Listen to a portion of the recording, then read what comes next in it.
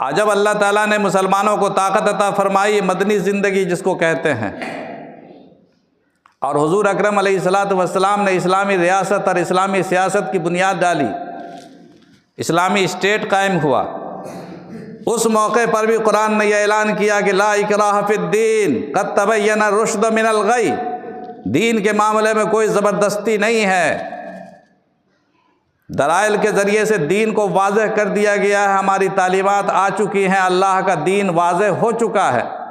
مگر زبردستی کسی کو منوایا نہیں جائے گا، تلوار کی طاقت سے